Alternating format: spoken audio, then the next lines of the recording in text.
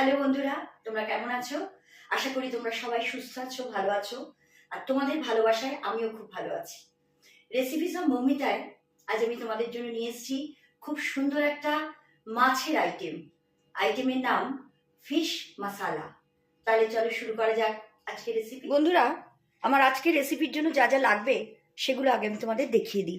লাগবে ধনেপাতা কুচি, রসুন, কাঁচা লঙ্কা, এটা আমি মিক্সার গ্রাইন্ডারে করে নিয়েছি, একটু লিকুইড মতো করেছি, পেঁয়াজ কুচি, জিরে গুঁড়ো, হলুদ গুঁড়ো, লঙ্কা গুঁড়ো, নুন, এটা তোমরা তোমাদের আন্দাজ মতো দেবে, টমেটো কুচি, গোটা কাঁচা লঙ্কা। আর আজকের মেন ইনগ্রিডিয়েন্টস মাছ। আমি এখানে পাবদা মাছ নিয়েছি, এটা যে কোনো মাছই করা যায়, আমি পাবদা মাছ দিয়ে করব। 3টে মাছ এখানে আমি নিয়েছি। মাছে আমি নুন হলুদ মাখিয়ে রেখে দিয়েছি 5 মিনিটের জন্য।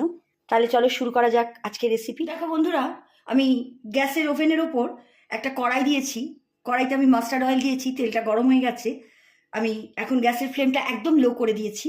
এবার আমি মাছগুলো আস্তে আস্তে তেলের মধ্যে ছেড়ে দেব। পাবদা মাছ একটু ফোটে, যার জন্য তোমরা যখন নুন হলুদ মাখাবে অবশ্যই তার সঙ্গে একটু তেল মাখিয়ে নেবে মাছের গায়ে। ভাজার সময় একটা কিছু চাপা দিয়ে দেবে। গ্যাসের ফ্লেমটা এখন আমি হাই করেছি, মাছটা ভাজা হয়ে গেলে আবার আমি লোতে করে দেবো। দেখো বন্ধুরা, আমার এক সাইড ভাজা হয়ে গেছে, আমি উল্টে আরেক সাইড দিয়েছি। খুব বেশি কড়া করে আমি ভাজবো না। যখন উল্টাচ্ছিলাম তখন গ্যাসের ফ্লেমটাকে আমি কমিয়ে দিয়েছিলাম, এখন আবার আমি হাই করে চাপা দিয়ে দেবো। আমার মাছটা ভাজা হয়ে গেছে। এই দেখো, আমি খুব বেশি কড়া করিনি। এই অবস্থায় আমি তেল থেকে এগুলো তুলে নেব। এ দেখো, আমি এইভাবে ভেজেছি, কড়া করিনি। এবার এই অবস্থায় আমি এর ভেতর দেবো পেঁয়াজ কুচি। ফ্লেম কিন্তু এখন আমি লোতে রেখেছি, হাই করব না, কারণ তেল গরম হয়ে যাচ্ছে, হাই করলে সব পুড়ে যাবে।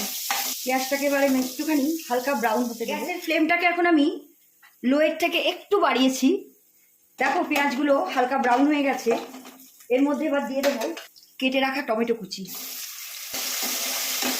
সব দিয়ে গ্যাসের ফ্লেমটাকে লোয়ের থেকে একটু বাড়িয়েছি। এই অবস্থায় আমি এগুলোকে একটু ভাজতে দেবো। এর মধ্যে এবার অ্যাড করব রসুন আর কাঁচা লঙ্কা বাটা, জিরে গুঁড়ো, হলুদ গুঁড়ো, লঙ্কা গুঁড়ো, দিচ্ছি নুন, এটা তোমরা তোমাদের আন্দাজ মতো দেবে। এবার এই সব দিয়ে গ্যাসের ফ্লেমটাকে স্লাইড একটু বাড়িয়ে আমি একটু নেড়ে দেবো। আমার এই তেলটা ছাড়তে শুরু করেছে মশলা থেকে। গ্যাসের ফ্লেম কিন্তু এখন আমি মিডিয়ামের থেকেও কম রেখেছি। এই অবস্থায় আমি এখানে অ্যাড করছি জল।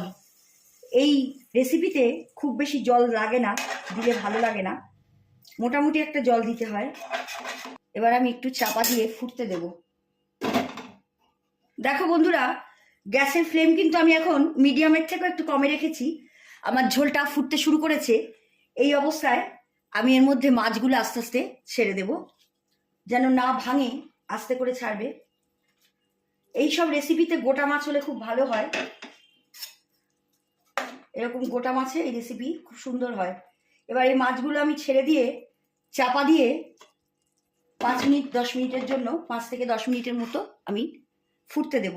গ্যাসের ফ্লেম কিন্তু আমি এখন হাই করিনি, মিডিয়াম টু লোয়ের মধ্যে আছে। আমার ঝোল ফুটছে। এই অবস্থায় আমি আস্তে করে মাছগুলোকে একটু উল্টে আর একটা সাইড করে দেব, তাহলে দুদিকে মশলাটা লাগবে। কিন্তু খুব সাবধানে করবে যেন ভেঙে না যায়। আবার আমি এটা 5 মিনিটের জন্য ঢাকা দিয়ে ফুটতে দেব। গ্যাসের ফ্লেম কিন্তু মিডিয়াম টু লোয়ের মধ্যে আছে। দেখো বন্ধুরা, আমার ফিশ মশলা কমপ্লিট। এর থেকে বেশি ঝোল আমি আর শুকাবো না।